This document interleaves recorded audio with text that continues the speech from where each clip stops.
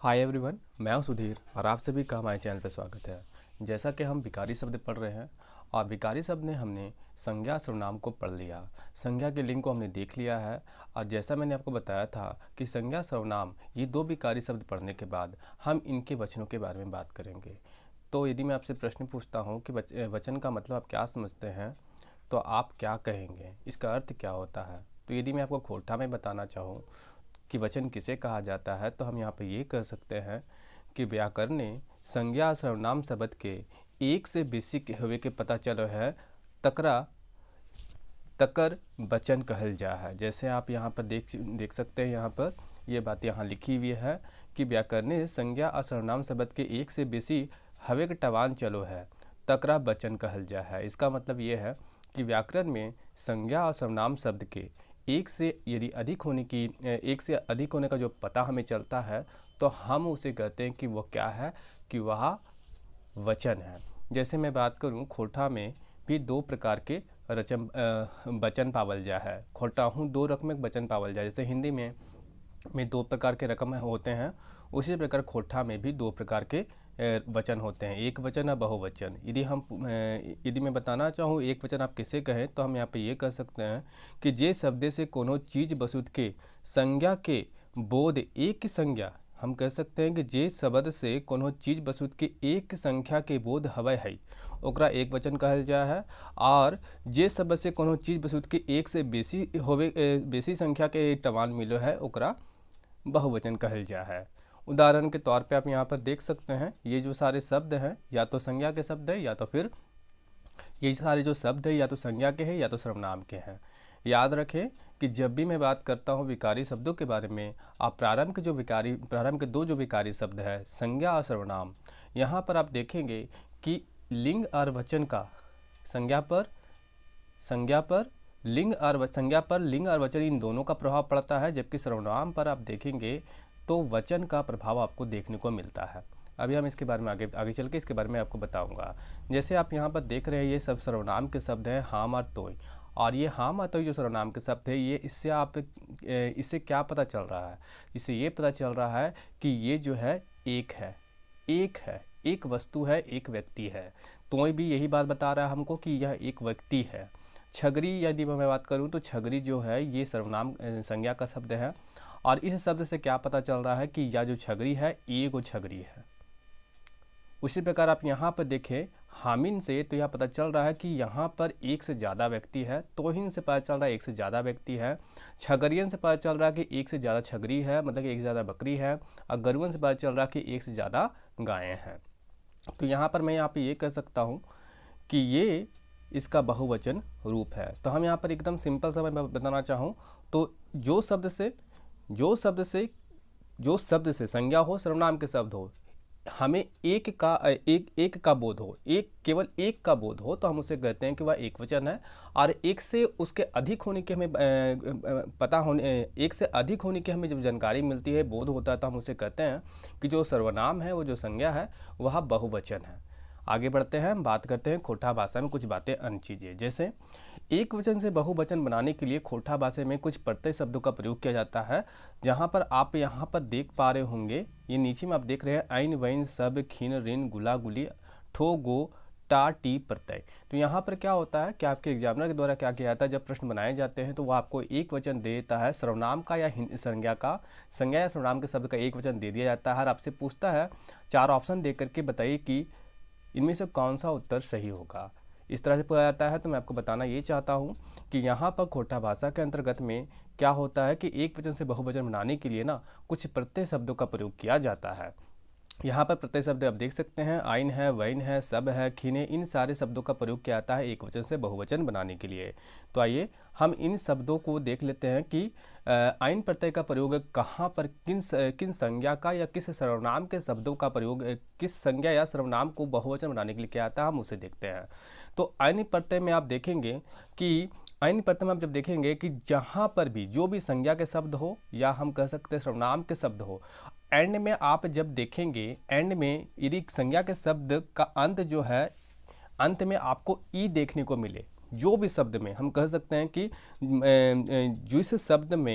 जिस शब्द का अंत जो है ना, आप यहाँ पर देख सकते हैं, यहाँ पर जो जिस शब्द का अंत ई से हो, मतलब संज्ञा के वैसे शब्द जिसका अंत में ई की बड़ी मात्रा लगी हुई हो, तो हम वहाँ पर क्या करते हैं, उन सारे शब्दों को एक वचन से बहुवचन बनाने के लिए ऐन प्रत्यय का प्रयोग करते हैं। ऐन प्रत्यय का यहाँ पर प्रयोग किया जाता है एक वचन से बहुवचन बनाने के लिए। जैसे आप यहाँ पर देख सकते हैं, छगरी आप देख सकते हैं, गाय देख सकते हैं, बेटी देख सकते हैं, सभी में आप देख पा रहे होंगे कि यहाँ पर अंत में ईश्वर लगा हुआ है, ईश्वर का प्रयोग किया गया है। ये सारे शब्दों में अंत में कौन सी मात्रा है, तो आप कहेंगे ई की मात्रा है, ई की मात्रा है। तो वैसी स्थिति में हम क्या करते हैं, इन सारे प्रत्यय शब्दों को जोड़ करके एक वचन से बहुवचन बनाते हैं।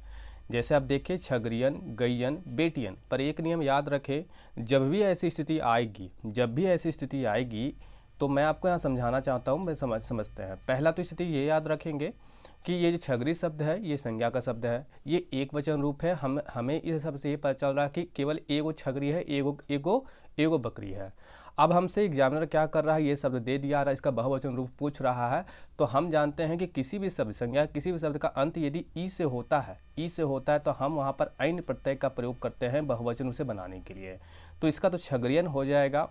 पर एक नियम याद ये रखेंगे आप यहाँ पर कि जब भी छगरी का बहुवचन, मतलब कि यहाँ पर ऐन प्रत्यय को जोड़ दिया जाएगा और उसके बाद जो बहुवचन रूप बनेगा, तो आप देखेंगे यहाँ पर जो बड़ी ई की मात्रा है ना, ये बड़ी ई की मात्रा रा पे लगा हुआ है, तो ये जब बहुवचन रूप में बदल जाएगा तो वैसी स्थिति में क्या होगा कि रा के ऊपर में अब बड़ी ई की मात्रा का प्रयोग ना किया करके छोटी ई की मात्रा का प्रयोग किया जाएगा। बाद बाकी यहाँ सभी में उसी प्रकार है। जैसे बेटी में आप देखिए, यहाँ बेटी शब्द में आप बड़ी ई की मात्रा है।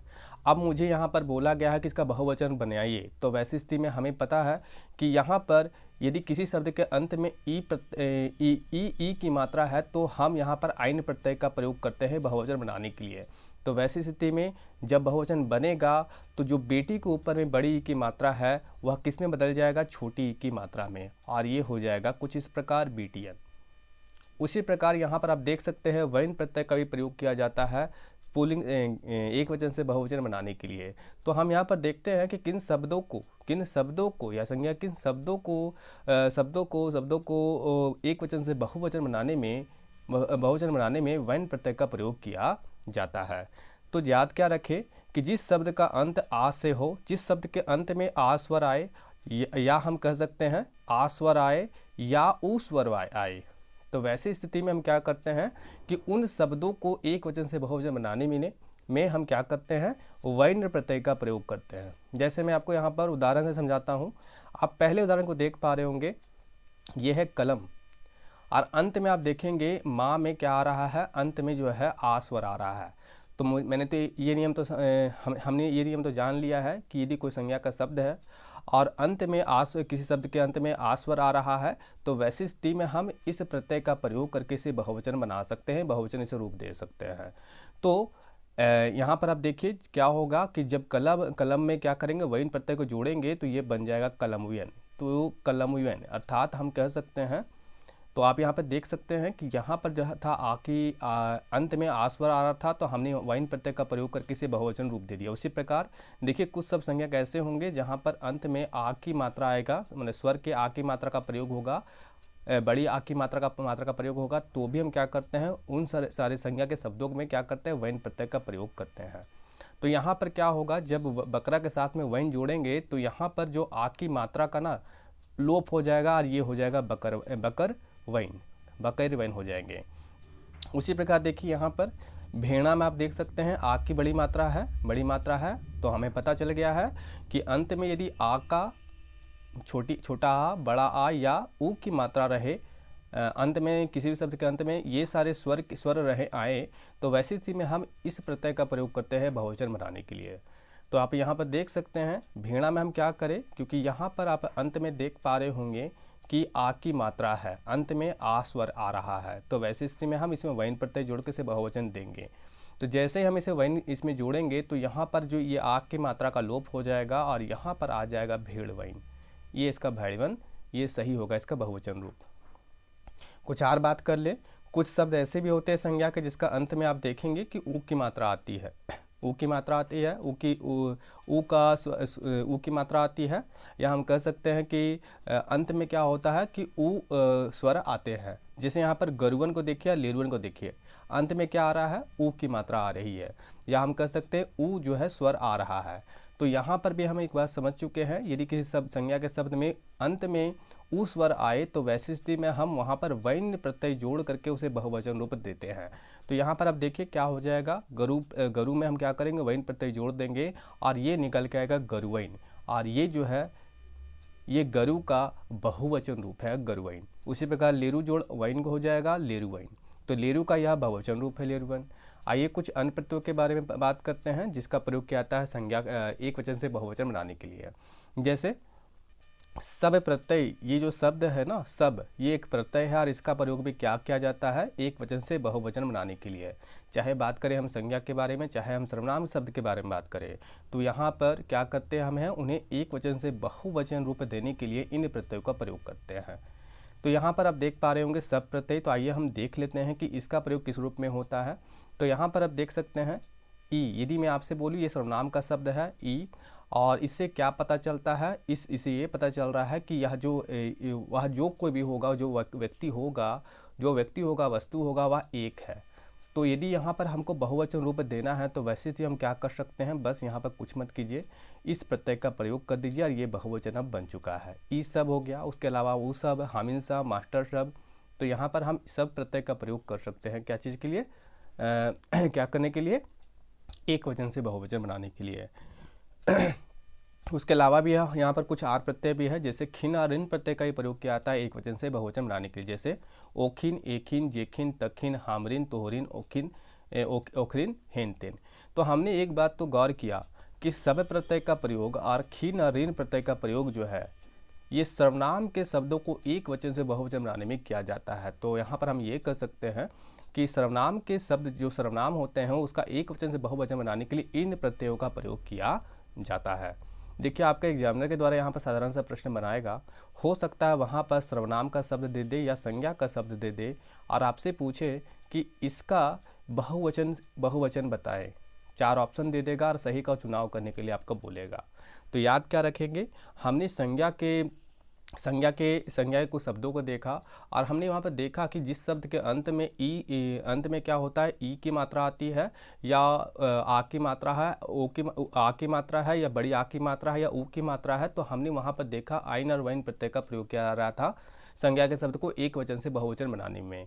पर वहीं पर हमने जब देखा सर्वनाम के शब्द को यदि एक वचन से बहुवचन बनाना है तो वैसी स्थिति में इन दोनों प्रत्यय का प्रयोग किया जा रहा है, या तो सब का या तो खिन या ऋण का। जैसे ओखिन, एखिन जैसे का इन सारे प्रत्यय का प्रयोग किया जाता है सर्वनाम के शब्दों को एक वचन से बहुवचन बनाने में। साथ में आप देखेंगे यहाँ पर कुछ आर प्रत्यय के शब्द है, कुछ आर शब्द है। यहाँ पर आप देख पा रहे होंगे गुला, गुली, अगुलिन, इस प्रत्यय शब्द का ही प्रयोग किया जाता है क्या चीज़ करने के लिए, संज्ञा या सर्वनाम हो उसको एक वचन से बहुवचन बनाने के लिए। जैसे यहाँ पर आप देख सकते हैं छगरी जोड़ गुला और गुलिन। आप यदि छगरी में इन दोनों प्रत्यय का प्रयोग करेंगे, इनका प्रत्यय का प्रयोग करेंगे तो ये क्या बन जाएगा, ये बन जाएगा बहुवचन। ये शब्द आपको क्या दिखा रहा है कि जो छगरी है इसकी संख्या एक से अधिक है। हमने शुरुआत में जब इसकी परिभाषा के बारे में हमने बात की तो हमने देखा था कि एक वचन हम किसे माने, तो हम एक वचन उसे मान सकते हैं कि जो हमें केवल एक का बोध करवाए तो हम उसे कह सकते हैं कि वह एक वचन है। पर एक से बेसी होने का हमें बोध करवाए तो हम कहते हैं कि वह जो शब्द है संज्ञा का या सर्वनाम का उससे हम कहते हैं कि वह बहुवचन है। बातें स्पष्ट हो गई होगी। साथ में यहाँ पर देख सकते हैं गीदड़ जोड़ गुला। गीदड़ वैसे याद क्या रखे, गीदड़ जो है इसका प्रयोग बच्चे के लिए क्या आता है, सिखरिया खोट्टा जब हम पढ़ रहे क्षेत्रीय भाषा में तो हमने देखा था कि वहाँ पर जिस खोट्टा का विकास हुआ, वो जो क्षेत्रीय रूप का विकास हुआ, वहाँ पर छोटे बच्चे के लिए गीदड़ शब्द का प्रयोग किया जाता है। तो यहाँ पर क्या होगा कि गीदड़ के साथ में गुला शब्द का प्रयोग आप करेंगे, गुला प्रत्यय शब्द का प्रयोग करेंगे तो ये जो शब्द है एक वचन से बहुवचन में बदल जाएगा और जुड़ने के बाद ये दिखेगा कुछ इस प्रकार, गीदड़ गुला। चलिए मैं आपको कुछ बातें और यहाँ पर बता दूँ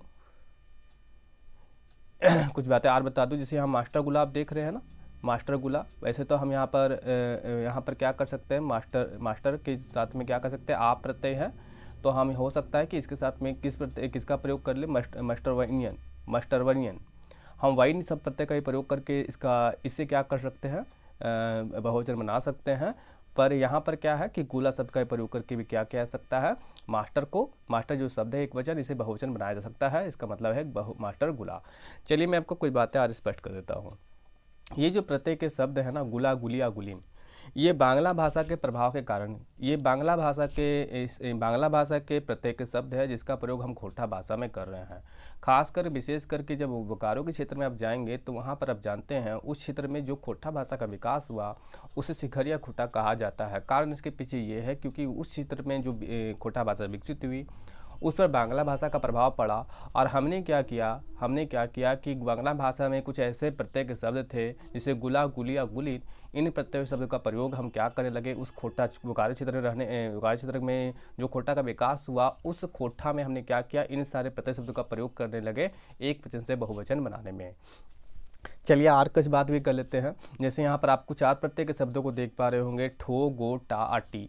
अब ये भी जो है प्रत्यय के शब्द है, इससे भी हम क्या कर सकते हैं कि एक वचन से बहुवचन संज्ञा का, यदि संज्ञा का शब्द हमें क्या कर सकते हैं, हमें एक वचन से बहुवचन बना सकते हैं। तो यहाँ पर देख सकते हैं 4 ठो गाय, 4 ठो गाय और 4 गो गाय। तो इस प्रकार से यहाँ पर क्या किया जा सकता है, एक वचन से बहुवचन बनाया जा सकता है। बातें स्पष्ट हो गई होगी। तो यहाँ पर प्रश्न किस प्रकार के बनते हैं, देखिए आपको प्रश्न बहुत साधारण बनाएगा। पहली स्थितियाँ तो ये हो जाएगी कि आपको ये प्रत्यय आपको याद रखना है, आइन, वाइन, सब, खीन, रिन, गुला, गुली, और यहाँ पर हो गया गुलिन, गुलिन, और अंत में जो है ये सारे प्रत्यय का ही प्रयोग किया जाता है एक वचन से बहुवचन बनाने के लिए संज्ञाओं को, सर्वनामों को। तो हमने देख लिया था कि आइन और वाइन प्रत्यय मुख्यतः जो है संज्ञा के शब्दों को ना, संज्ञा के जो शब्द होते हैं एक वचन वाले उन्हें बहुवचन बनाने के लिए प्रयोग किया जाता है आइन और वाइन। जबकि सब और खीन और रिन जो है यहाँ सर्वनाम के शब्दों को एक वचन से बहुवचन बनाने में किया जाता है।